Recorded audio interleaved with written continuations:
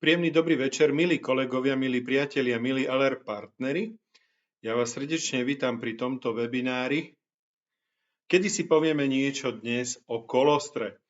Nechcel by som zdržiavať, takže moje meno je Martin Šolty, som organizačným manažerom spoločnosti LR. Kolostrum je podľa mňa jeden z produktov, ktorému ja vďačím za to, že som vo firme, že robím LR a ktorý zachraňuje ľudské životy a pomáha nám, aby sme mali život oveľa jednoduchší. Bez neho by to bolo určite zložitejšie. Ale nebudem veľa rozprávať k zbytočnostiam. Poďme k veci. Poďme sa odborným okom trošku pozrieť na kolostrum. Milí priatelia, určite si zaslúžiť... Nie, to si robím srandu. Verte mi, že nebudeme sa dnes baviť takýmto spôsobom o kolostre ani o ľudskej imunite, pretože tu by sme strávili hodiny a hodiny vysvetľovania. Aj keď priznám sa, o kolostre by som naozaj mohol hodiny rozprávať, pretože ho milujem. Ale povedzme si niečo najprv trošičku k imunite. Čo ovplyvňuje našu imunitu? Žiaľ, či sa nám to páči, alebo nie je naša strava. Čo jeme, ako jeme, aká je kvalitná, či si vychutnávame tú stravu, či používame kvalitné suroviny, polotovary alebo niečo iné. Aký životný štýl vedieme, či fajčíme, alkohol, regenerácia, dostatok spánku. Životný štýl v zmysle rýchlosti, či máme veľa stresu, málo stresu, či žijeme taký rýchly život, alebo pomalý, kľudný, pohodový. Ako je to s našimi chorobami? Vieme, že imunitu ovplyvňujú nevyležané choroby, nedostatočný odpočinok, rekonvalescencia po chorobe, po úraze. A bohužiaľ, štatistika Slovákov, obrovské množstvo užívaných liekov, antibiotík, analgetík a tak ďalej a tak ďalej. Všetko ovplyvňuje náš imunitný systém, kvalitu našej imunity. No a pokiaľ imunita nie je dobrá, tak títo maličkí vírusy a baktérie, nechcel som povedať hajzlíci, ale poviem títo maličkí hajzlíci, si dajú party v našom tele a šup ho človekom do postele. Kým je to len nejaká chrypôčka slabá, bez nejakých výrazných ťažkostí, je to ešte možno OK. Ale samozrejme tieto ochorenia môžu byť rôzne. A nielen dýchacieho aparátu, nielen chrípka, nielen nádcha, nielen nejaké choroby horných dolných dýchacích ciest, ale rôzne vážne celotelové, autoimunitné až fatálne diagnózy, ktoré môžu človeka stať život. Dôležité, čo je uvedomiť si pri imunite, je to, že kedy je už človek s narušenou imunitou, nejaké príznaky nedostatočnej imunity, keď už bývame často chorí, keď je zvýšená náchylnosť na chorobu, že jednoducho máme pocit, že každý mesiac poťahujem nos, každý mesiac mi tečie z nosa, každý mesiac jednoducho často som chorý. Často to moje dieťa je doma. Nie je v škôlke, nie je v škole. Ešte horší problém je, keď už vznikajú autoimunitné choroby. A pozor, to už sú kdejaké precitlivelosti, kdejaké alergie, neznášanlivosti, intolerancie. Tie ľahšie, alebo potom vážne autoimunitné choroby, ako je žiaľ napríklad cukrovka, vaskulitída a rôzne ďalšie ochorenia, ktoré môžu byť naozaj veľmi, veľmi zlé. Sklon k vzniku alergii som povedal, až po porucha imunity v podstate vedie k vážnym chorobám, ako je rakovina či iné vážne ochorenia. A ja viem, poviete mi, čo vážnejšie môže byť ako rakovina. No poďme sa na to pozrieť. Tá rakovina je naozaj asi tá najhoršia pliaga.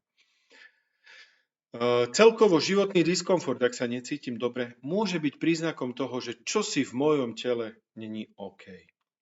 Milí priatelia, na internom sa častokrát hovorí, že na každú chorobu máme guličku. Ale pozor, lieky sú ako oheň. Dobrý sluha, ale veľmi zlý pán. Obozretnosť naozaj musí byť obzvlášť pri užívaní antibiotík, predovšetkým preto, lebo strašne veľa chorôb spôsobujú vírusy a tam antibiotika sú úplne zbytočné. Dokonca aj hlavná odborníčka na pediatriu Slovenskej republiky povedala, že viac ako 80% chorôb detí sú vírusové ochorenia a antibiotika vôbec nepotrebujeme. Navyše antibiotikami sa už mnohé komisie vážne zaoberajú, pretože tu máme rezistenciu antibiotík. A my sa bojíme, že za pár rokov už nebudeme mať čo dať na bakteriálnu infekciu ľuďom, pretože antibiotika budú neúčinné. A príčinou je častokrát to, že sa používajú nesprávne a používajú sa veľa. prípadne sa nevyberú v plnej dávke pri určitých chorobách. Milí priatelia, áno, niekedy to vyzerá tak zvláštne, ale žiaľ, antibiotika ako také my poznáme zhruba 100 rokov a ľudstvo je tu tisícky rokov a nevymreli sme. My sme dostali z prírody všetko, naozaj Pán Boh sa postaral, aby sme dostali všetko. A jednou z úžasných vecí je kolostrum. Kolostrum je naozaj zázrak, ktorý sme dostali. Je to prvé materské mlieko. Ja hovorím, že je to prvý materský sekret, ktorý sa tvorí u cicavcov. Nebudeme sa baviť o ľudskom, pretože toho ľudského je málo a nie je tak fantastické ako to krávské, ktorému sa budem venovať. Prečo krávské? Hlúposti a klamstvá, ktoré sa šíria internetom o kozom, konskom a neviem akom kolostre. Priatelia, v prvom rade aj kozy, aj žraloky, aj neviem kto, všetky tieto zvieratá majú rakovinu. Je to normálna vec, v úvodzovkách normálna, aj u týchto živočíchov. Po druhé, vedecké štúdie, ktoré hovoria o kvalitnom kolostre, ktoré pomáha všetkým cicavcom, sú predovšetkým o bovinom kolostre, o krávskom kolostre. Žiaľ, ani konské, ani kozie nemá toľko štúdií a nemá takmer žiadne štúdia, aj keď niečo sa už robí. Áno, ja uznám, kozie mlieko je bohatšie na železo ako krávske. My sa dnes bavíme o kolostre. Krávske je 40 krát bohatšie ako to naše ľudské. Má kopec vynikajúcich vecí, ktoré pomáhajú všetkým cicavcom a dokazujú to odborné štúdie. Je hyperimúnne, pretože kravičky nemajú vnútromaternicovú imunitu. Teliatko sa musí prisať po pôrode ku matke, ináč by zdochlo. A čo je úžasné, vytvára sa v nadbytku, takže žiadnemu teliatku nič nezoberieme, čo by mu malo chýbať. O kolostre sa píše už 2000 rokov pred Kristom, už ajurvédsky indickí lekári. A rovnako aj v dnešnej dobe, keď mi niekto povie, že my robíme nejaké pokusy s kolostrom, priatelia, 100 rokov predtým, než boli objavené antibiotika, už lekári pracovali s kolostrom na odborných lekárskych fórach. Vďaka kolostru doktor Sabin objavil vakcínu proti obrne. Vďaka kolostru poznáme a vieme, ako úspešne liečiť reumatoidnú artritídu. Vďaka štúdii o kolostre vieme, že kolostrum je 3-krát účinnejšie ako štandardná vakcinácia proti chrípke. Ja nespochybňujem niektoré vakcinácie a už vôbec nie proti chrípke, ale má to svoje pravidlá a nie bezhlavé očkovanie ako nejaký statok. Dôležité je, že trafiť tú správnu vakcínu pri vírusoch je veľmi ťažké, pretože vírus je majster v mutácii. Takže preto kolostrum je oveľa lepšie, lebo účinkuje lepšie a je tu menšie riziko ako pri vakcínach, či sa trafíte alebo netrafíte do toho správneho kmeňa. Literatúry je spústa. Odborných článkov, odborných štúdií je strašne veľa. Žiaľ, mnohé sú naozaj v angličtine a mnohým sa lekári nedokážu venovať, lebo nemajú na to čas a musia sa venovať svojim odbornostiam. A odborností na imunitu je veľmi málo. Málo takých lekárov. V čom je jedinečné naše kolostrum od LR, lebo my vieme, že kolostrum je super, je to pecka. Ale prečo práve od LR? Sme jediní, ktorí máme Inštitút Fresenius, ktorý nám zabezpečuje a teda dokazuje, že máme najkvalitnejšie kolostrum na trhu. Milí priatelia, skontrolujte si to na stránke inštitútu, nie na falošných stránkach rôznych firiem. Čo je dôležité povedať, máme kvalitné európske chovy, nie azijské, nie austrálske, nie americké, ale keďže sme Európania, európske chovy, bez antibiotík, bez rôznych genetických modifikácií potravín, pod prísnym vedeckým dohľadom, tak aby sme nič nezobrali teliatku. Ak náhodou kravička ochorie, vylúči sa z chovu, ktorý je pripravovaný pre LR kolostrum. Naše kolostrum je jediné, o ktorom viem, že je z poctivých prvých 12 hodín, kedy sa tvorí iba kolostrum, čiže ten prvý sekret. Po 12 hodinách, zhruba do 72 hodín, sa začína tvoriť už aj mlieko. A preto tí výrobcovia, ktorí predávajú 72-hodinové kolostrum, predávajú v skutočnosti mlieko s obsahom kolostra. Iba kolostrum do 12 hodín je čisté mledzivo. čisté kolostrum. A overifikované Inštitútom Fresenius máme iba my Veler. Milí priatelia, máme patentom chránený spôsob spracovania zastudená, aby sa nezrazilo kolostrum. Čiže aj tekuté je zastudená spracované, aby bolo bezpečné, aj kapsulkové. Aby nedošlo k porušeniu bielkovinového základu imunitných látok v kolostre. Preto ho nesmiete zapíjať ani 15 minút pred, ani 15 minút po užití kolostra ničím teplejším ako je 40 stupňov, lebo by ste ho znehodnotili. Mimochodom, práve preto aj človek pri teplote nad 40 stupňov zomiera, lebo sa mu rozpadávajú bielkoviny. No a spätné overovanie šarže, kde vieme sa dopracovať k jednotlivým chovom. Naše kolostrum je jedinečné v tom, že je naozaj plné a bohaté na imunoglobulíny, imunitné regulátory, rastové faktory, vitamíny a mnohé úžasné veci. Na čo je určené? V prvom rade na podporu už spomínanej imunity. Na pomoc a podporu pri chrípke, pri vírusových ochoreniach je veľmi účinné ako fantastické antivirotikum, kde vôbec nepotrebujete antibiotika. Keď už tie antibiotika musíte brať, lebo máte nejaké bakteriálne ochorenie, kolostrum nám pomáha ľahšie sa vyliečiť, mať ľahší priebeh choroby a hlavne nebyť takou volávkou na vírusové ochorenia. Možno to poznáte, ste chorí, beriete antibiotika, o 3 dní vám je lepšie, príde návšteva, kichne na vás a vy ste zrazu o 2 dní tam, kde ste boli pred týždňom.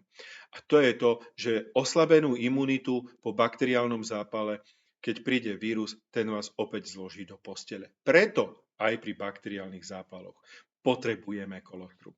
Milí priatelia, pre zdravé systémy, jednotlivé orgány, spomaliť starnutie organizmu ako celok, podporiť telo pri športe, pri fyzickej záťaži, ťažkej práci, vytrvalostní športovci, absolútne jednoznačne.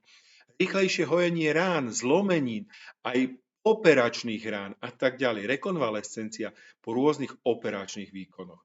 Prevencia cestovateľských chorôb. Ja stále tvrdím, že na cestu si kľudne k tej 52 vždycky pribalte aj kolostrum a probiotika.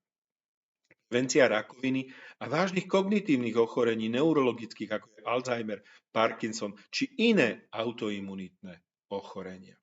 Milí priatelia, pokojne vhodné aj pre tehotné mamičky, aj pre rôznych alergikov a podobne. Za chvíľku vám vysvetlím ešte podrobnejšie. Indikácií, kde kolostrum môžeme dať, je veľmi veľa. Nespísal som ich ja, sú v našej odbornej knihe od LR. Dávkovanie pre ľahké zapamätanie, veľmi jednoduché, 5 až 10 ml preventívne tekuté, 3 až 4 krát denne pri chorobe. Kapsulkové 1 až 2 kapsulky denne preventívne, pri chorobe 3 až 4 krát denne. To, či 5 ml alebo jednu kapsulku, to záleží od toho, či ste dieťa alebo človek. Dospelý. Dieťa sa považuje zhruba do 35 kg, dospelý do 75 kg. Ak máme viac ako 75 kg, tam už musí ísť preventívne naozaj aspoň 2 kapsulky. Tekuté aspoň 10 ml. Bohužiaľ, to, že sme sa vypapkali, to nám zabezpečuje, že aj tú dávku musíme mať väčšiu. My vypapkaní ľudia musíme papať aj lieky, aj iné veci viacej ako ten, kto má normálnu prirodzenú zdravú hmotnosť. U maličkých detí sa odporúča mililiter tekutého kolostra na 10 kg hmotnosti. To je taký najjednoduchší a najľahšie zapamätateľný recept na dávkovanie kolostra. Kedy ho nesmieme? No nesmieme ho dávať ľuďom, ktorí sú na imunosupresívach, čiže liekoch, ktoré potláčajú imunitu. Napríklad po transplantácii nejakého orgánu. Nie kĺbov, ale orgánu. Kolená, kĺby, bedra môžete mať porobené. A takisto, ak ste alergickí na niektorú zložku, či už na laktózu alebo kazeín, čiže mliečny cukor alebo mliečnú bielkovinu. Pozor, alergický. Intolerancie a znížená znášanlivosť nerobí problém. Napríklad kapsulkové kolostrum ani kazeín, čiže mliečnú bielkovinu, neobsahuje. Čo sa týka laktózy, je tam stopové množstvo. Keď si nie ste istí, prosím vás, konzultujte to s našimi lekármi. Tak ako aloe vera, ani kolostrum nevieme umelo vyrobiť, potrebujeme na to živú kravičku. A keď mi niekto povie, že je kolostrum drahé, Ja mu vždy spočítam, OK, tak počkaj. Kľudne počkaj, kým choroba prepukne, potom ti lekár napíše alebo odporúči x liekov, x doplnkov, vitamínov a tak ďalej.